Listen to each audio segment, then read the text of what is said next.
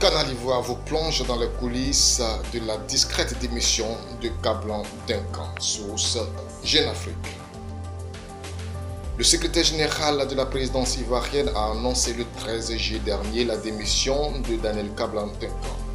Voici pourquoi le vice-président a quitté son poste.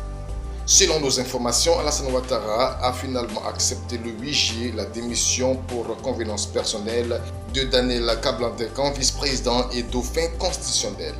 Ce dernier l'avait officiellement notifié de sa décision par courrier dès le 27 février.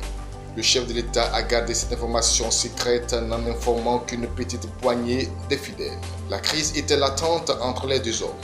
Toujours selon nos informations, Daniel Kablan Duncan avait remis une première lettre de démission à Alassane Ouattara en juin 2018 après avoir tenté sans succès de rapprocher le PDCI de Henri Konan Bédié au RHDP. Ce dernier avait en effet menacé de quitter la coalition au pouvoir. Hué lors du bureau politique du PDCI RDA en 2018, il s'était senti humilié. Alassane Ouattara, qui avait refusé d'accepter sa demande, s'était par la suite opposé à la création de son parti, le PDCI Renaissance, au sein du RHDP.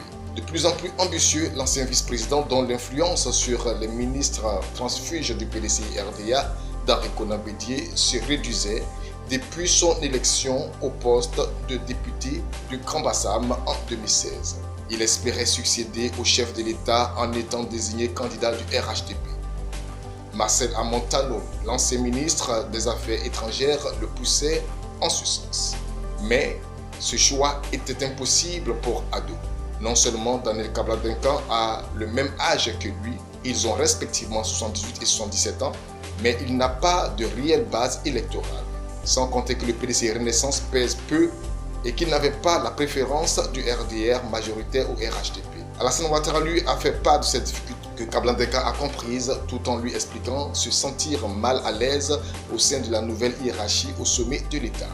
Ses relations avec le Premier ministre Amadou Gon Coulibaly, décédé le 8 juillet dernier, étaient en effet devenues difficiles. Plusieurs dossiers que pilotait le vice-président avaient été transférés à ce dernier et à Patrick Achi, le secrétaire général de la présidence. Le Millennium Challenge et Compte Côte d'Ivoire, où les questions cruciales liées à la santé et notamment au VIH-Sida et à l'éco, la future monnaie unique. Fin février, de retour d'un voyage à Mougins, dans le sud de la France, Alassane Ouattara lui a fait part de son choix de ne pas briguer de troisième mandat et de faire désigner Amadou Gon Coulibaly, candidat du RHDP pour la présidentielle d'octobre. Une décision difficile à accepter pour Daniel Kablan Duncan. Mais le président ne voulait pas créer de rupture avec son vice-président, avec lequel il a continué de discuter afin de tenter de le raisonner.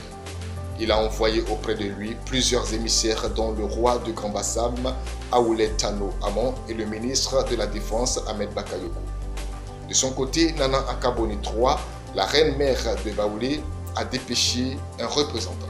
Alassane Ouattara a même autorisé le vice-président à présider un ultime conseil présidentiel le 8 juillet, aux côtés d'Amadou Gon Coulibaly, de Patrick Achi et d'Ahmed Bakayoko. Mais cette réunion a fait réjaillir les tensions entre Gon Coulibaly et Kablan Duncan.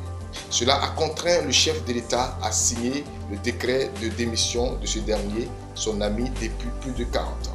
Enfin, dans la matinée du 13 juillet, le vice-président a été reçu en audience par Alassane Ouattara au palais présidentiel, puis a regagné son domicile sans assister au Conseil des ministres extraordinaire qui a acté le confinement des membres du gouvernement.